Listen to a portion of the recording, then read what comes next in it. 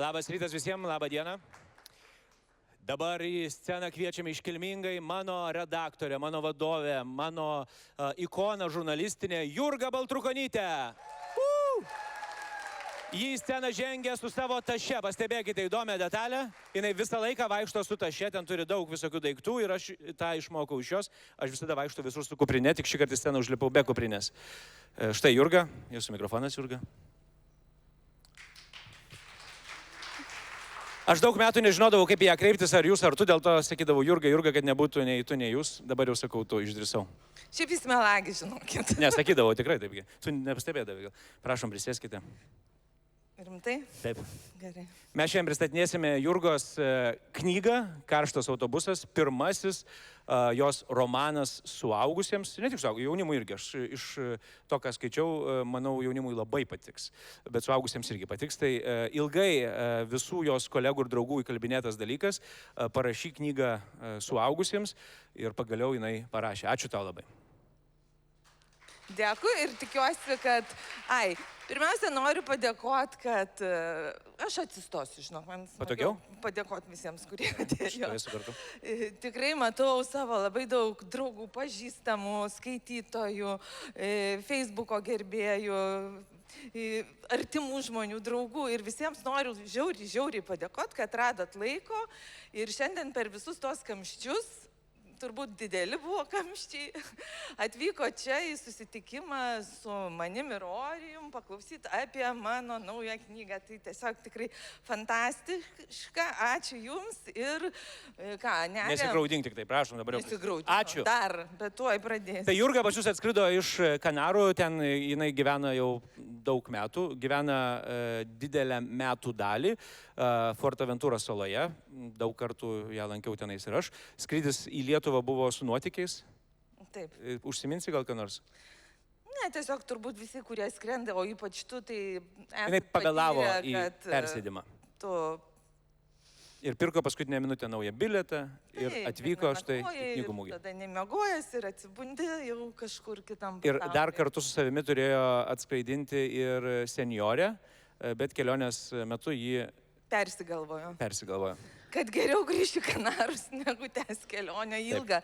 Tikrai gavosi praktiškai kelionė aplink pasaulį, bet apie tai ir rašome mes. Taip. Kad kelionės yra... Kas Jurgos visai nepažįsta, tai jos titulai tokie viešieji yra, kad ji yra įtakingiausias žmogus Facebook'e ir daug žmonių turbūt ją pažįsta iš ten, kas nepažįsta jos žurnalistinių darbų, nors Jurga pagrindė yra ne tik profesiškai, bet ir gyvenimo būdu, yra visiška žurnalistė. Jinai visada, visur visą laiką dirba žurnalistinį darbą ir ieško įdomių istorijų, žmonių istorijų, kurios paskui nugula arba jos Facebooko postuose, arba jos knygoje. Tai apie knygą mes to pakalbėsim, bet pirmiausia, papasakok apie savo žurnalistinį darbą. Ar tu save žurnalistę laikai, nes man tai tu buvai redaktorė, bet tu visą laiką vis tiek, nors tu redaktorė, tu pažeidi redaktorės kodeksą ir darai daugiau dalykų, negu redaktorės daro. Ne tik taisai tekstus. Taip, turbūt taip, bet pirmiausia, dar noriu pristatyti Orijų, kad jis buvo tikrai gabiausias mano mokinys, kurio nereikėjo mokyti.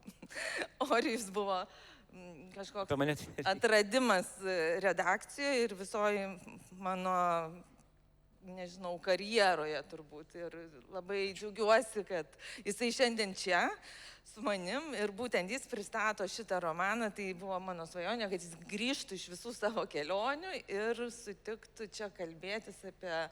Gerai, apie jūsų redaktorę, prašau. Ir apie mane, jūs, kas tie jūs, bet taip.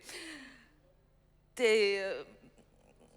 Papasakok apie tai, kad tavo gyvenimo būdas yra žurnalistika. Aš turiu omeny, kad Jurga, jeigu jūs nesusidūrė su ją, jeigu kažkur tai taksi autobuse, turguje, parduotuvėje susidurtumėte, jinai žmonių ima interviu visą laiką ir visur. Tai yra tavo hobis.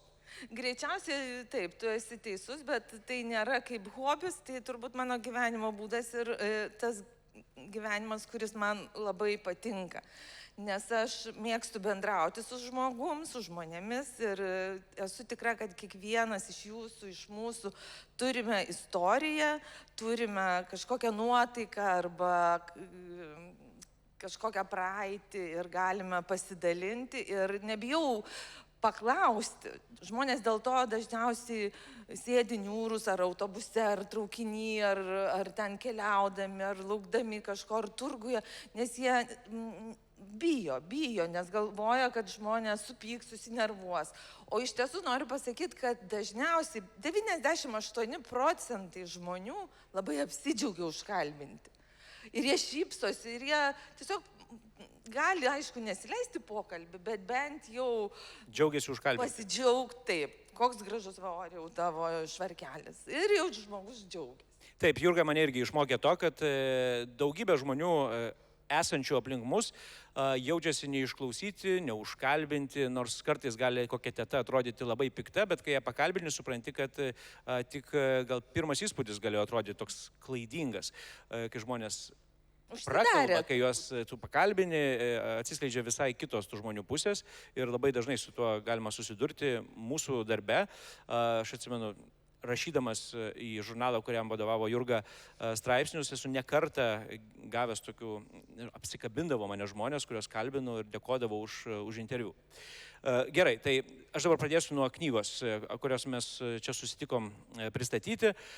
Pirmas atvartas, ten yra Nobelio premijos laureato rašytojo Džono Steinbecko citata. Kelionė yra kaip santuoka, garantuotas būdas suklysti, manyti, kad tuos abu dalykus galite kontroliuoti. Tu prilygini taip. Tai apie keliones, dėl to esu aš čionais, nes šitas romanas yra kelioninis. Ir jį galima pasiimti į kelionę, bet jis yra apie kelionę, 6 žmonių kelionę. Iš tiesų, taip, tai yra 6 keistuoliai, kurie leidžiasi kelionę, kuri pakeičia jų gyvenimus ir likimus. Tačiau pagrindas knygos nėra kelionė. Tai yra pagrindas yra žmonės, jų istorijos ir kaip jie patenka į tą kelionę, tą gyvenimišką situaciją, kurioje jie gauna žinutę, pranešimą ar ten reklaminį lankstinuką, kad vyks tokia vienišų, sudužusių širdžių kelionė autobusu. Ir viskas nuo to prasideda ir kelionė nėra aišku, iš kur jie iškeliauja. Aišku tik tiek, kad jie nori pakeisti. Jie nuo kažko bėga. Visi tie žmonės. 6 skirtingi žmonės nuo kažko bėga ir taip. Jie yra Italijoje, ne? Knyga yra Italijoje. Taip, jie bėga autobusu nuo savęs gal, nuo praeities bėga, nuo savo gyvenimo, nuo nuobodulio, nuo kasdienybės, ką mes kartais jaučiam. Ir kodėl aš pradėjau nuo tų istorijų, kurios Jurga sutinka kiekvieną dieną, visos tos 6 žmonių istorijos yra iš tavo gyvenimo. Tie žmonės yra tikri. Taip, tas turbūt įdomiausias dalykas, kad visi herojai, net ir tie šalutiniai, kurie nėra tie 6 keistuoliai, jie yra buvę mano gyvenime, jie yra sutikti, tik aišku, rašytojo fantazija leido juos perdirbti ir perkurti ir palikti tokius, sukurti naujus herojus. Bet iš esmės galėjo būti prierašas paremta tikrais faktais, nes tikrai aš pats daug atradau ir mūsų bendrų patyrimų. Vienas iš jų yra mūsų kelionė į Graikiją. Mes spalio, lapkričio mėnesį, ruduo buvo, keliavome visą redakciją į Graikijos Chalkidikės regioną, ar ne? Tai buvo planuose, tai buvo saulėta kelionė, kurioje deginsimės, ilsėsimės. Taip Jurga mums pristatė, nes neorganizavo tą kelionę, bet kelionė buvo realybėje kitokia. Aš kelionę pasiėmiau vieną džemperį, galvau, kartais reikės vakarais jį užsidėti, tai aš jį nešiau visą savaitę, vieną rūbą. Net miegojo su juo. Taip, nes buvo labai šalta, be galo šalta. Ir visa kelionė, ten yra viena scena mūsų kalnų viešbutis, nes Chalkidikė yra tokia labai įvairus regionas, Salonikų miestas į tą regioną įeina ir vienas iš miestų, kaip jis vadinasi, neatsimenu?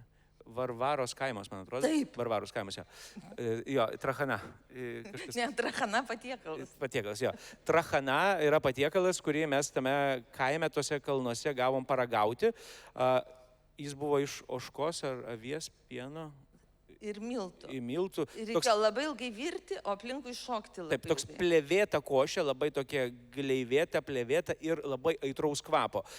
Tiem žmonėms, kurie nėra pratę prie tokios konsistencijos ir kvapo, gali būti taip šiek tiek keista. Tai viešbučio šeimininkai, mus kaip žurnalistus iš Lietuvos pasitiko, įpylė tos košės. Jurga yra itin jautrus žmogus keistiem patiekalam. Ir tada šeimininkai mums įpylė ir išėjo kažkur tai. Ką mes padarėme, greitai, kol jų nebuvo, visi savo košę perpylė mūsų kolegai, fotografui ir Jurgos vyrui Algiui, kuris vegetaras ir vienintelis patiekalas, kuris jam tiko. Tai nebuvo paršelio, nes buvo keptas paršelis, buvo daug ten visokių kimštų mėsų. Visą tą košę atidavėm Algiui ir jisai ten valgė. Ta šeimininkė grįžo ir sako, jūs suvalgėt jau viską, dar trachanos. Jinai sudėjo tas dar trachanos mums tada visiems ir tada sakė, jos vyras atėjo, bet sako, palaukit, trachana valgoma yra su šokiu. Mes kažkokį šokį šokom. Nu, ta sustojom, taip, sirtakį kažkokį, bet kažkoks ten buvo kalnų sirtakio formatas, šokom aplinkošę ir visas tai atrodė kaip absurdo komedija. O paskui aš tą savo košę susipyliau slaptai arbatos puodelį ir su arbatos puodeliu nuėjau į tualetą ir tada kriauklį išpyliau ir kaip irgi mandagi moteris, kuri suvalgė viską. Ir grįžau ir sako, jums tai patiko ta trachana, mes jums pusryčiam patieksite. Ja, mums pusryčiam vėl padarė trachanos. Dar, aišku, į tą naktį iki pusryčių jėjo daug kitų nuotykių. Mūsų kolegė Agnė, kuri buvo kitame kambaryje, jos kambaryje, nes buvo labai šalta tose kalnuose, jos kambaryje kondicionierius neveikė į šildymo pusę, jis tik šaldyt galėjo. Jinai įsijungė ir užsišaldė, atsimenu, aš įeinu ryte, jinai verkė, sėdi verkė, nes visą naktį šalo, jai gerklė skauda ir 16 laipsnių, sakau, Agnė, tu tiesiog išsijung tą, bent jau bus geriau, nes jis šaldo to visą laiką. Tai jinai ryte jau išsijungė, bet jau buvo ašaros ir tada mes nuėjom pusryčiauti trachanos košės ir atėjo Jurga. Ypatingai šlapiais plaukais. Būna šlapi plaukai, būna ypatingai varvantis plaukai. Nes mes turim išvykti iš viešbučio. Aš sakau, kas tau, kodėl tu neišdžiovinai čia? Sako, tu durna, šalta dar kalbais. Tikrai. O kas ten nutiko? Nu, tiesiog tualete pratrūko lūpos. Man besėdint ir pasipylė lietus. Jinai galvos neplovė. Tiesiog prakiro. Toks, tai viena iš mūsų kelionių ir visą tai tikrai atrodė labai absurdiška ir keista ir jeigu tu nebūtum dalyvavęs tenai, atrodytų, kad čia pasakoja girti žmonės. Tai aš dabar apie vakarykštę dieną noriu papasakoti, knygų mugėje aš čia taip pat turiu savo stendą ir susitinku su žmonėmis ir vakar prieina viena mergina, kuri sako, kad jos mama, žodžiu, turi ten su nervais visokių bėdų, problemų, liūdesio problemų ir kai tik tai būna labai liūdna akimirka, jos įsijungia mūsų laidą, mes su tavimi praėjusiais metais keliavome kartu į Biržus, praleisti atostogų dienos Biržuose ir mūsų nakvynė buvo neįprastam viešbutyje, mes miegojome šieno kupetoje, kaip jinai vadinasi? Žaginys. Žaginys, labai keistas pavadinimas. Jau vien pavadinimas. Taip, ten buvo daug keistų visokių smulkių vabzdukų, kurie vaikščiojo visur, ten buvo patalai tokie ir šeimininkė mus įspėjo, kad naktį dėl drėgmės, dėl šalčio į tuos šienus lipa pacai. Neišsigaskite, jie tikrai nieko jums neįkas, nieko nepadarys, jie tiesiog gali lysti susišildyti. Tai mes, aišku, ten reaguojame laidoje, yra daug reakcijų ir vakar mergina draugiškai manęs klausė, sako, galite atvirai pasakyti, ar jūs buvote išgėrę, nes atrodot labai girti tenais. Tai mes nebuvom išgėrę, bet tiesiog noriu pasakyti, dažnai su Jurga mes atsidurėme situacijose. O tu neatsimėjai, ką siūlė valgyti tam žaginį? Beje, irgi kažką kaip trachana panašiai. Taip. Kažkokį ypatingą kaimo troškinį, kuris buvo irgi itin aitraus kvapo, bet nežinau, nuo ko ten nebuvo ožkos, avies pieno, ten buvo kažkas toks... Tokiam puodė. Taip. Puodė ant laužo virtas, sakė, čia aš anūkam. Trachana, manyčiau. Sako, anūkam verdu likučių sriubą tokią. Tai va, mes nevalgėmės, bet ten atrodėme, sakau, keistai žmonėms, tai mes dažnai savo kelionėse taip galime atrodyti, nes kažkaip mūsų dviejų energija priveda keistų visokių situacijų, pažinčių ir visokių keistų istorijų. Prisimeni Braziliją? Taip, mes esame buvę Brazilijoje, aš esu... Irgi aš pakviečiau, aš irgi organizavau. Šitą kelionės istoriją naudoju savo pasakojimuose, apie tai, sako, jūs keliaujate, kas jums apmoka, tai aš, man apmoka Jurga, pavyzdžiui. Vienas iš žmonių. Čia gal istorija apie mane, tu turi pasakoti, aš trumpai įvesiu. Aš pritarsiu. Aš tik įvesiu greitai. Kelionė į Braziliją, aš nusipirkęs butą, man 19 metų, visiškai neturiu pinigų. Visus pinigus, kuriuos gavau iš banko, paskolą, vartojimo paskolą naudoju remontui, daiktams ir visiškai nėra pinigų, skolos vien tik tai kolegoms. Jurgas sako, kelionė į Braziliją yra labai pigi, 2200 litų. Tikrai pigi, bet aš neturiu net 200 litų. Jurgas sako, varom būtinai, sakau, norėčiau, sako, aš paskolinsiu tau, man atrodo, aš negražinau tau, aš tikrai neprisimenu, žinau, kad gražinčiau. Atsiprašau. Kur tavo kuprinė? Dėl to ir neliko. Tai mes keliavom su ją į Braziliją. Vieną iš momentų gali papasakoti dabar apie Braziliją už paskolintus pinigus. Tai taip. Į Braziliją ir mano sūnus Juliukas. Yra Julius? Kažkur Juliukas, pamojuok Juliuk. Yra Julius. Matyčiau. Labas, Juliau. Julius irgi buvo su mumis. Kelionės pradžia, oro uostas. Gali trumpai pasakyti. Labai daug žadanti buvo pradžia. Tiesiog mikrofoną. Buvo tik įvestas bevizis režimas tarp Brazilijos ir Lietuvos prieš mėnesį, kad vizų nereikia. Aš kad įsitikinčiau, kad tikrai nereikia, perskambinau į ambasadą, dar visais kanalais, kelionių agentūrom, tikrai nereikia. Ir žodžiu, mes atskrendam ilgų skrydžių į tą Braziliją. Mano pirmas skrydis per Atlantą, įspūdinga. Taip. Visus praleidžia išskyrus mus. Sako, praleido Jurgos sūnų, praleido Jurgos sesę, o prie vieno langelio strigo Jurga, prie kito aš. Taip, tiksliai.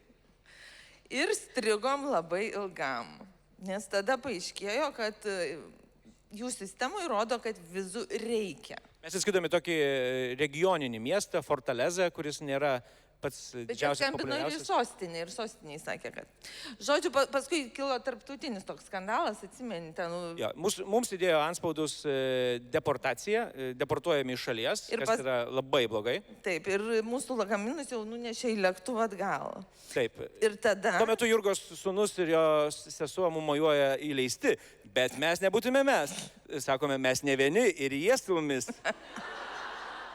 Nes ką, duosim sūnui vienam atostogauti Brazilijoje? Ne. Ne, jau tikrai ne mūsų stiliukas čia. Ir štai tada pramušė mūsų žurnalistinis suktumas, siaubingas suktumas. Pirmas momentas skambutis Algiui. Taip. Jurgos vyrui. Taip. Apsimetėm, kad jisai yra ambasadorius. Nes užsienio reikalų ministerija nekėlė ragelio, mes skambinam, tai buvo naktis Lietuvoje. Tai buvo naktis, kėlė. Mes skambinam, kad mus gelbėtų, ten yra pagalbos telefonas, jie nekėlė ragelio. Ir vienintelis, ką mes sugalvojom, skambinti Algiui ir sakyti, kalbėk, kad tu esi Lietuvos ambasadorius Vašingtone. Tai va, tai čia buvo viena suktybė. Nepadėjo, Algis per silpnas, nes tikras ambasadorius galėtų užrėkti, Algis ten pasakė, įleiskit. Ne. Viskas. Jis buvo tik pažadintas vidurį nakties ir iš vis nesuprato, galvojo turbūt irgi, kad mes geriam toliau, nesustojamai žinau. Tada aš ėmiausi kitos, nežinau, šiais laikais nebepadaryčiau, nes suprasčiau, kad tai yra absurdas, bet tais laikais man atrodė, kad tai yra normalu, nes skaitmeninės kameros buvo brangus dalykas ir aš jau turėjau iš redakcijos tokį skaitmeninį fotiką, paprastą fotoaparatą, muilinę, nedėlį ir aš jau manau, kad tai yra kietas daiktas. Labai. Kaip suprantu, tai šiais laikais tai būtų tiesiog pajoka, turistinis fotoaparačiukas, bet tada man atrodo, kad tai gali būti labai rimta ir aš ištraukiu tą fotiką ir kažkodėl, aš žinau, nedaug tarptautinių medija kanalų, bet aš žinau vieną vardą, kurį jūs žinot visi, aš sakau CNN. Man atrodo, aš sakiau, kad aš BBC žinau, bet... Ir mes sakom, politik skandal, nes jie nelabai kalba angliškai, jie portugališkai kalba. Aš šiek tiek mokėjau ispaniškai, bet jie nesupranta. Bet jie nesuprato. Ir mes tik kartuojam CNN, politik skandal, aš tą fotoaparatą. Ir viską filmuojam. Taip, ir viską filmuojam. Tada mūsų atėjo areštuoti. Jo, atėjo vyrai su automatais ir aš sakau, blem, gal negerai. kvepėjo, kad bus negerai. Nes mes įžuliai filmuojam, nes suprantam, kad nėra ką prarasti, nes mūsų jau užsiunčia iš šalies. Bet tada supratom, kad galbūt nesiųs iš šalies, o tiesiog uždarys į areštinę. Taip, Brazilijoje pakliūti į areštinę. Negerai. Negerai. Bet tada mes keičiam toną. Tada aš sugebėjau kažkaip perduoti ispaniškai savo kalbą, tuo metu silpna, tam žmogui, kad jis žiūrėkite internetą, tokią tai dieną priimtas tas bevizis režimas. Aš žinojau tiksliai tą dieną, nes labai daug dėl to skambinau ir klausinėjau. Na ir žodžiu, kai mūsų vedė tie kareiviai, aš rėkiau tam žmogui, kuris sėdėjo, žiūrėkite internetą tą datą. Tai buvo vienintelis turbūt dalykas, kuris mus išgelbėjo. Taip, tiesiog darbuotojas oro uoste per mūsų tokį jau tikrai reikalavimus, tokius aršius, pasitikrino Google, ar tikrai buvo ten, rado nuotrauką, neatsimenu, kas tuo metu prezidentas buvo, Adamkus ar Grybauskaitė, bet tuo metu prezidentas buvęs, nuotrauka yra su Brazilijos prezidentu, pasirašo bevizį režimą ir tai mus išgelbėjo.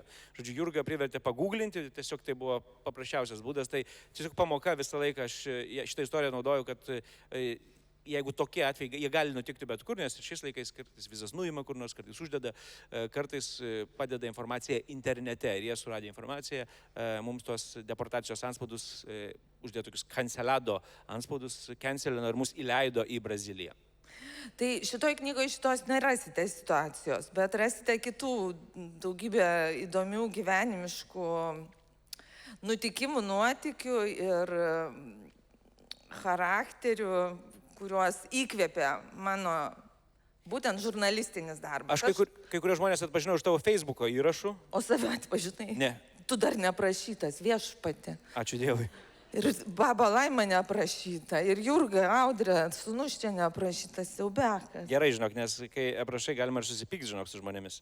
Tiksliai. Taip, nes Jurgos visas rašymo stilius visada visur yra su švelniu, kartais aštriu, dažniausiai švelniu. Čia tai švelnus toks sarkazmas. Švelnus angliškas humoras. Jo, jeigu jūs... Tokio stiliaus knyga. Taip. Su filosofiniam įžvalgom. Tai dėl to man patinka, nes tu palieki skaitytojui galimybę savaip interpretuoti tam tikrus dalykus ir tie, kas gudresni, gali suprasti daugiau dalykų, negu ten parašyta. Tas yra smagu. Ir tai yra tavo, man atrodo, stiprybė ir žurnale, ir šitoj knygoje, nes tikrai vietose, kur kitas žmogus neperskaitys bajerio, čia kitą gali priversti labai juoktis ir tai gali būti knygos vinis. Šiaip vinių yra labai daug knygoje. Ačiū. Tikrai labai geri atsiliepimai, tas džiugina, yra ten knygų skaitimo platformos kažkokios, tai jau daug žmonių gavusių knygą. Ją perskaityti galima per kelis vakarus, kelis smagius vakarus ir tikrai panerti į tą nuotykių atmosferą, nuotykių savęs atradimo ir personažų kvailiojimo. Kuris personažas tau pačiai yra ryškiausias? Nes čia visi, aš dabar žiūriu tą Katę ir Oskaras, tas Tomas, kuris tau žmogus ir kodėl? Katė yra žurnalistė, portalo žurnalistė. Man buvo artima šiek tiek tema, nes kurį laiką dirbau kaip ir portale, kaip ir žurnalistė. Labai gerai žinau tą virtuvę, kaip stengiasi išspausti laikus, antraštės ir visus tos dalykus. Bet nepasakyčiau, kad Katė man būtų artimiausia. Manau, tas autobuso vairuotojas gali būti toks įdomiausias personažas, nes įdomi ir ta istorija, dėl ko jis sugalvoja tą idėją, kaip paleisti tokį autobusą vienišų širdžių. Šiaip ir šitas netgi faktas yra tikras, nes vienišų širdžių autobusas. Taip, bet faktas, kaip aš susipažinau su tokiu vairuotoju, yra tikras. Kur?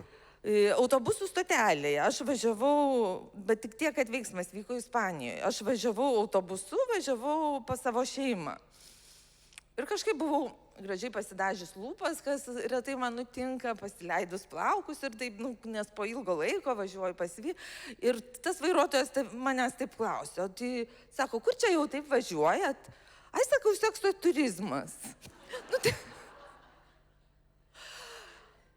Jis sako, o, kaip pavydžiu, sako, o mane žmona išmėtė iš namų. Tai sakau, kaip čia dabar, paprastai atvirkščiai sakau būna. Vyrai išmeta. Nu, va, išmetė, sako, dar tik kelios dienos, bet sako, va, taip ir galvoju.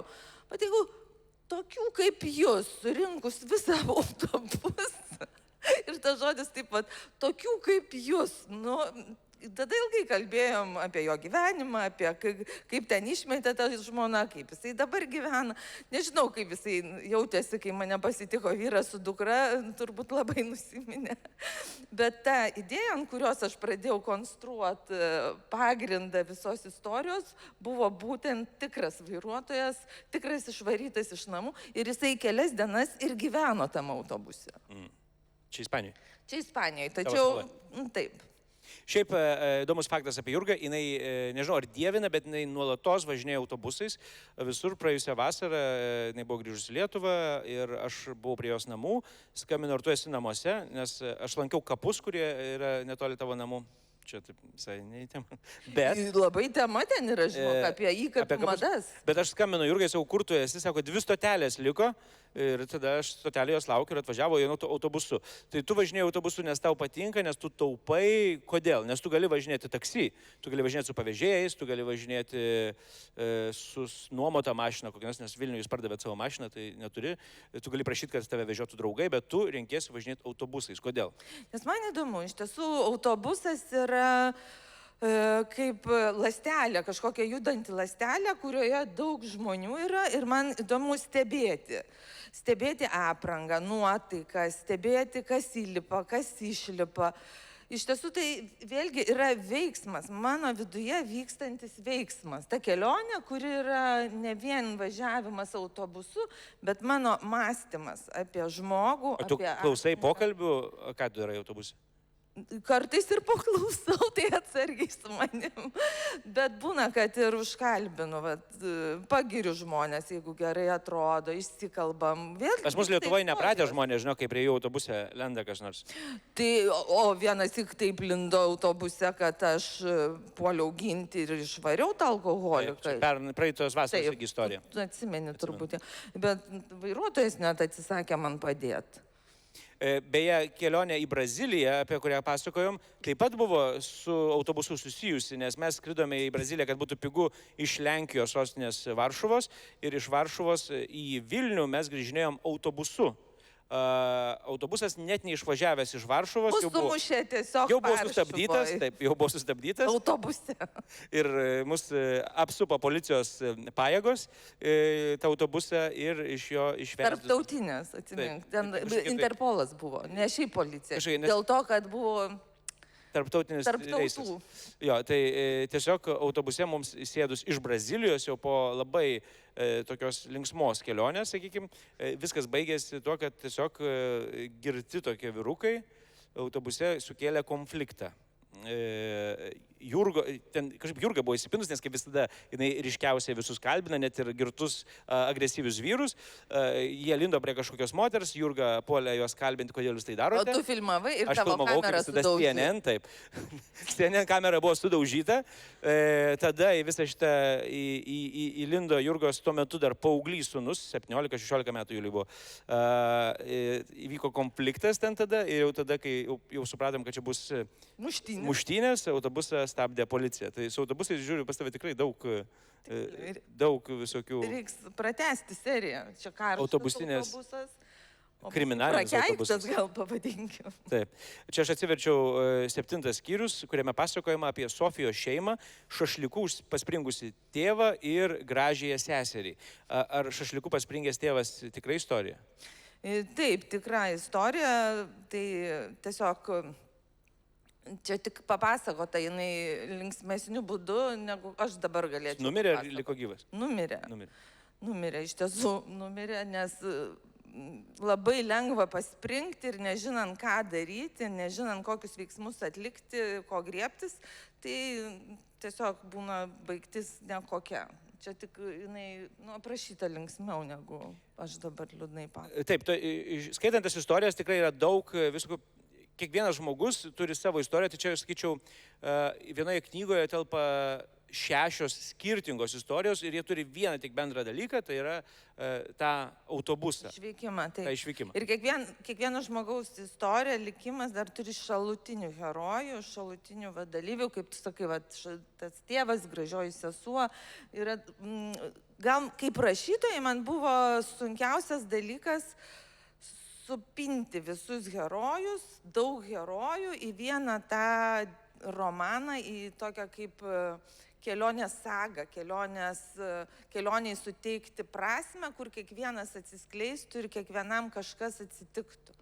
Tai turbūt ta užduotis buvo sudėtingiausia, aš pradėjau rašyti prieš metus, pusę knygos parašiau gana greitai, paskui ilgai nutraukiau, turėjau kitų darbų, kitų reikalų, o jau kai grįžau vėl iš naujo rašyti, čia nežinau, ar įdomi tokia rašytojo kasdienybė, tai teko netgi susirašyti, kokie herojai veikia, koks jų charakteris, nes kai daug žmonių knygoje egzistuoja, tai labai sudėtinga, kad jie nesikeistų nelogiškai, kad veiksmas vykstų natūraliai. Persipintų teisėjai. Bet to dar veiks ir šuo čia. Kas mylit šunis, dar yra 7. dalyvis knygoje yra šuo. Čia apie savo šunį, apie kažkieno irgi tikrą šunį? Ne, čia apie šunį, tiesiog benamį šunį. Nes tavo šunų istorijos visos labai liūdnos. Tikrai. Gal grįžtam prie Ne, aš paklausiau, kodėl Algis neatskrido, aš vakar klausiau, nes Algis yra Jurgos vyras gyvenantis toj pačioj saloje, kur Jurga, Fortaventūroje. Jis neatskrido, nes slaugo šunį šiuo metu. Taip. Tai va, sakau, liūdnos tavo šunų istorijos labai. Yra gyvenimas. Aš sakiau, kad šitą knygą patiks ir paaugliams, turėdamas omeny vieną jos pusę, tai ten yra erotikos daug. Aš, kai buvau paauglys, man labiausiai patikdavo visokios erotinės knygos. Labai patikdavo. Nelabai daug, žinok, didžiąją dalį Algis liepia išbraukti. Bet yra. Ir aš yra erotikos. Ir aš sakiau, ar galima ją pristatyti kaip erotinį romaną, sakiau, jokių būdų, bet aš tai sakyčiau, žinok, jeigu norėčiau sukelti skandalą, ar kaip pat portalų antraštėse, tai sakyčiau, kad Jurga Baltrukonytė pristatė erotinį romaną. Tai va dabar aš, jeigu čia yra žurnalistų, tai jau matau, kad visi jau parašė tą. Nerašykit. Jurga neleido. Tai ta erotika. Ginasi, kad parašė. Kadangi herojai. Ir ginasi, kad parašė. Taip. Ar tie herojai, kadangi yra tikri, ar erotinės scenos yra iš tavo gyvenimo? Nes, sakai, labai daug gyvenimo įdėta. Taip, aš padariau labai gudriai, nes erotinės scenas perkeliau į labai tolimą praeitį. Į tos laikus, kai Italiją valdė karaliai ir kai tuo metu tos orgijos ir visokie dalykai buvo... Labai blogai, kad tavo sūnus dabar yra atėjęs. Julia, užsikimškausis, nesvarbu, kiek tau metų dabar. Iš tiesų, ten yra tikrų istorijų, tikrų faktų. Aš labai ilgai domėjausi... orgijomis Italijos. Jeigu tavo kompiuterio history patikrint, ten daug domėjimas. Aš bijau, kad jau jūs nebėra ką tikrint, jau uždarytas turbūt. Ir nuodijimų. Labai daug yra nuodijimų domėjus. Taip, nes jeigu kas nepatikdavo, tai tuo metu buvo labai paprasta. Labai įdomus toks išėjimas. Pasiūstum žmogų iš N raidės kažkur, tai ten įpilt nuodų buvo, tas pats lygiai. Jeigu nepatiko erotinės scenos, bet kas? Tai nuodijai. Tikrai tai būdavo? Ne, jeigu brolis veržėsi į sostą, arba patinka brolio žmona, arba žmonai patinka kitas karalaitis, o tas nebepatinka. Tada jau nuodijai. Čia tiesiog viskas. Ir dar giminės būtų gerai. Visi dar giminės išnuodydavo. Ta prasme, kas baliuje dalyvavot, kas su tavim, pavyzdžiui. Kas sugulė, tas bus nunuodytas. Taip, pusė salės su tavim, tai jos nebėra. Gerai. Čia taip tu toli nuėjai nuo paklausimo, ar tavo išbandyta, bet tikiuosi, ta paskutinė dalis nebandyta niekada. Ne. Gerai. Nuodijimas dar man. Gerai, kadangi yra daug jaunų žmonių, neikime tą erotinę gilumą, galėčiau cituoti, bet palikim ramybė, bet aš manau, kad, žinok, jeigu sulauksi sėkmės tarp jaunimo... Tai tik dėl to? Dieve, tai reikia atskirų lankstinukų išleisti tas vietas, kurias išbraukė Algis. Taip, ir iš vis kaip jis mane nervavo, jis vardus pakeitė mano herojų. Apie Algį kalbant, Algis yra labai reiklus Jurgos vyras, jisai labai prie jos visą laiką visų rašymų lenda, jinai lygiai taip pat lenda prie jo kūrybos, kur jisai piešia, jinai vis laikiam bamba, per mažai, per ryškiai, per blogai, jisai lygiai taip pat ant jos rašymo. Ir jie visą laiką, jeigu būni pačios namuose, viens ant kito bamba, tai jisai buvo pirmasis, vienintelis šitos knygos redaktorius, ar buvo dar leidyklos redaktorė? Buvo, aišku. Bet jis buvo pirmasis redaktorius ir ką jis pasakė tau perskaitęs knygą? Pirmiausia, visiškai prieštaravo prieš vairuotojo vardą. Tai čia aš draugė Audrė, draugė Jurga sėdi, tai verkiau netgi ragelį ir jos reikalavo, kad aš palikčiau savo vairuotojo vardą. Jisai buvo Tosikas. Algiui vardas Tosikas nepatiko. Sakė, jeigu bus Tosikas, aš nepiešiu viršelį. Tosikas rusiškas vardas? Aš nežinau. Ar būtinai rusiškas Tosikas? Aš nežinau, man taip skamba gal. Man tai šiaip kažkoks buvo, aš įsivaizdavau, kad tai yra Tosikas. Man labai patiko Tosikas. O viršelio labai norėjau, nes labai gražu nupiešė. Gražu tikrai. Tiesiog. Tada jis man sudarė vardų sąrašą, vairuotojo vardų sąrašą, iš kurių aš galėjau rinktis vairuotojo vardų. Atsimeni, kokie buvo variantai? Neatsimenu. O ką išrinkai? Visi netiko. Dabar Oskaras. Tai čia tavo ar Algio sugalvotas? Algio. Man Tosikas daug gražesnis. Oskaras toks solidesnis truputėlį, o Tosikas atrodo, kad galbūt išgeria momentais po darbo. Tai, toks nuotykis linkęs, o man tai, žinokit, didžiausias nuotykis ir yra gyvenimas. Tai Algis vardus keitė, ką dar keitė? Mažino erotinių scenų. Taip. Kodėl? Sakė, aiškino, ką nors? Kad čia jau, sakė, jau per daug. Sakė, čia jau, jau...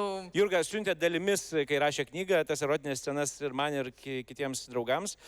Mes sakėm, aš tai sakiau, ne per daug. Sakiau, labai gerai.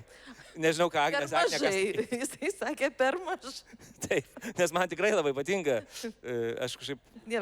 Atsiskleidė žmogus. Pagaliau. Keliauju per mažai erotikos, žinok. Per mažai, tikrai. Galėjo stipriau pavaryti. Algis, žodžiu, daugiau neduok Algiui redaguoti. Klausyk, dabar žmonių nepirks knygos, nes per mažai erotinių scenų ir vardas ne tas. Atsimink, Lietuva yra religinga šalis, jei būtų per daug erotikos, kaip tik gal žmonės sakytų, oi, ne, dabar religingoje šalyje... Tai apie religiją ten irgi yra. Apie kurią? Apie įvairias. Žmonių santykius su religija, pavyzdžiui, ten... Vėlgi ten motina meldžiasi, kad ten dukra pasveiktų ir ištekėtų ir susilauktų vaikų ir kaip ten vos nepadega bažnyčios, degdama žvakės. Daugybė tokių tikrų scenų. Taip. Gerai, aš norėjau dar pakalbinti tave apie tavo gyvenimą saloje. Ar žmonės tame miestelėje, kaip jis vadinasi? Gran Tarahal. Gran Tarahal. Vos nepasakiau Tarahana. Panašu. Gran Tarahal miestelis yra Jurgos šiuo metu namų miestelis. Ar ten žmonės žino, kad tu esi rašytoja? Dabar jau žino. Kaip ispaniškai skamba rašytoja? Escritora. Escritora? Tu mane išmokinai kaip žurnalistas, tai pasakysiu, periodista. Taip. Aš dabar buvau Latino Amerikoje, tai sakiau periodista. Taip. Periodista. Dėl ko aš sakau, dėl ko aš žino? Dėl to, kad kai mes atsikraustėm į tą miestelį, tą kaimelį, tą salą, lietuvių ten buvo beveik, kaip ir nebuvo beveik. Ir jie žiūrėjo į mus kaip į neaiškę mažą tautą, niekas nesuvokė, kur yra Lietuva, kas tie lietuviai ir kad gali būti tokių išsilavinusių, normalių žmonių, tikrai niekas nesitikėjo. Todėl aš kaip ir reklamavau Lietuvą, kaip ir reklamavau mūsų šalį. Ir visiems aiškinau, kokia mūsų šalis, ką mes esam pasiekę, kad mes ne šiaip su Algiu Valkatos neturintis darbo, nes sėdim namie ir nedirbam kavinėse, ar nedirbam ten tų dažniausiai viešbučio darbų, o sėdim namuose, kokius mes darbus turim, kaip mes gerai gyvenam, kaip mes padedam jų ekonomikai. Gyreisi? Gyriausi. Nemėgstu girtis, bet ten gyriausi už Aš noriu sakyti, kad nebūdinga tautą, už Lietuvą. Todėl, kad mes esam tikrai daug pasiekę ir... Ir dabar jau jie žino. Dabar jie jau žino. Gal net per gerai apie Lietuvą. Išgirstume tame miestelį žmonių, gal istorijų, kur ne... Aš, pavyzdžiui, anksčiau Lietuvą pristatydavau kaip mažoji kunigaikštystė. Sakydavau, mes esame žmonės. Čia tu link erotikos jau linksti, matau. Dar lietuvišką pasidomė. Tai apie rašytoją, kurį aš tavęs paklausiau, jeigu jie žino, ar tie žmonės, kadangi yra iš tavo salos, iš tavo miestelio, aprašyti ir Facebook, ir knygoje, ir jie žino, kad jie atsiduria visur, kur nors tos istorijos. Visur kur nors, tai arba Facebook'e, arba... Aš visada žmogaus, visada stengiuosi nusifotografuoti su žmogum, kad jūs skaitytojai, Facebook'o skaitytojai žinotų, kad tai tikra neišgalvota. Visada paklausiu, ar žmogus turi Facebook'ą ar Instagramą ir pasidalinu kontaktais ir paklausiu, ar galiu jo istoriją papasakoti žmonėm, nes jinai įkvepianti, jinai gali kažko pamokyti arba būti kaip pavyzdys. Arba prajuokinti gali. Arba prajuokinti. Tai žmonės dažniausiai sutinka, beveik visi sutinka. Tai ar knygos herojai, kam nors sakė, kad jie bus knygoje? Nesakiau, nes vardai yra absoliučiai pakeisti ir vis tik yra labai daug rašytojo fantazijos tame. Yra vienas žmogus sulipintas, tarkim, iš 3, iš 4, iš 5. Supinė istorija. Taip, charakterį, kad sukurtum, tai tu paimi kažkokią bazę ir tą bazę tiesiog aplipini, nuspalvini spalvomis. Čia knygoje yra daug dalykų, kurie tave erzina gyvenime, kurių tu nemėgsti. Tu aš čia parodėjai, kaip kai kurių žmonių savybė ypatinga kažkokia. Ką tu čia turi omeny? Narkaliai visokie, daug dalykų jie gali suerzinti. Maiste, virtuvėje labai daug, bet ir visokių smulkmenų. Pavyzdžiui, jinai nepakenčia, kai knarkia kas nors. O kas čia pakenčia? Pakelkit ranką, kas čia pakenčia. Yra žmonių, kurie negirdi, žinai, knarkimo. Jie su kimštukais miega. Tai va, Jurga yra labai jautri miegotoja.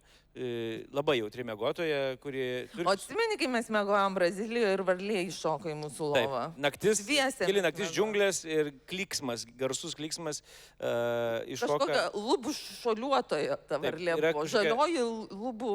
Yra varlės, kurios, taip jos prilimpa prie lubų ir nepajudinamos, o jeigu jie taip bandai nugrapštyti, tai tokį ištepimą tokį paleidžia. Tai mes labai suniokojom kambarį, nes Jurga negalėjo miegoti tame kambaryje ir... Tai apie tavo jautrų miegojimą, čia irgi nakties ir miego istorijų yra. Yra šiek tiek, yra. Bet jos, sakyčiau, net iš tavo gyvenimo yra. Sujungtos. Kurias aš radau. Labai gerai, labai gerai. Čia yra dar vienas toks jautrus momentas. Labai juokingas herojus, pagal mane Tomas yra, kuris išvyksta į kelionę vietoj dėdulės iš Amerikos. Turėjo vykti dėdulė iš Amerikos, jisai atskrido specialiai susipažinti su sūnėnu Tomu. Ir susirgo ir negalėjo išvykti, tai vyksta Tomas. Ir dėdulės istorijoje yra tikrai vienas faktas, kurį aš panaudojau iš savo giminės istorijos. Jisai labai labai senas, jisai yra mano probobutės laikų. Mano probobutė buvo Pranutė ir Pranutės tėvas buvo Amerikoje ir aš turiu laišką iš Amerikos siūsta jo žmonai, kuri liko Lietuvoje su ta dukryte. Ir tam laiške, iki šiol aš jį turiu, mamos dienoraščiuose radau tokį lapelį, jau visai pageltusi. Ten buvo parašyta, kad kaip jūs ten gyvenat, paprastas labai laiškelis, kad atsiųsiu $, rūpinkis mūsų dukrytę.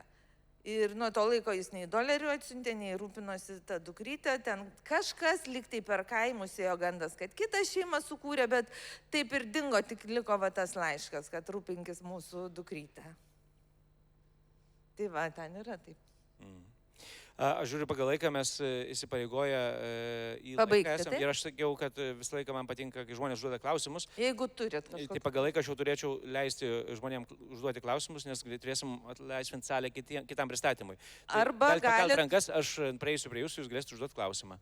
Ar yra žmonių, kas nori paklausti? Arba galėsit užduoti, būsiu Alma Litera stende, pasirašinėsiu knygas valandą laiko, kas nespėsit per valandą, tai rasite mane Happy 365 stende, toj pačioj salėje, tai ten būsiu šiandien visą dieną ir rytoj visą dieną. Ir poryt visą dieną. Tai dabar klausimą, ar Ir turit visada klausimų ten kas nors? Neturi niekas. Tai aš manau, jeigu turės klausimų, tai tikrai Galit gali prieiti. drąsiai prieiti arba prie ano stendo, arba prie kito stendo, arba susitiksim gatvėse šito miestelio. Dabar nuo šitos 12, šventės. nuo 12 tu būsi Almos Literos stende, ar ne? Taip. O paskui yra Jau Happy, dabar pamažu ir eisiu tada. paskui yra Happy standas, kuris visą savaitgalį su Jurga kartu iki pat sekmadienio.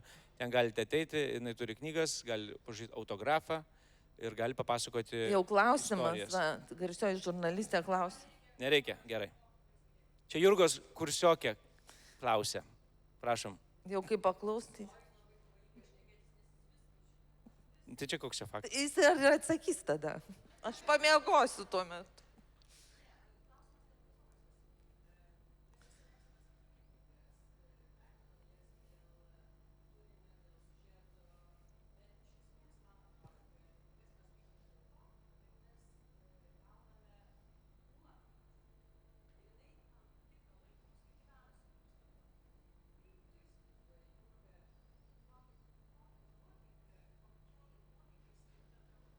Kokiai nuotaikai skirta tavo knyga, klausė? Čia labai geras klausimas buvo ir labai įdomus.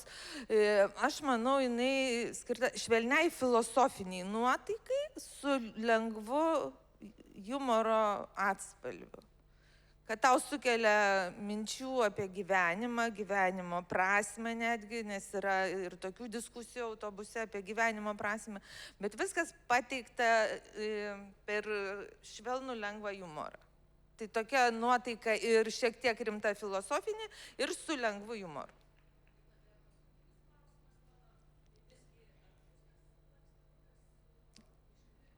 Iškirptos erotinės scenos. Ar bus lankstinukas su iškirptom erotiniam scenom, klausė? Papildas, priedas, kaip Labai priedas, populiarus ar dalykas. ne?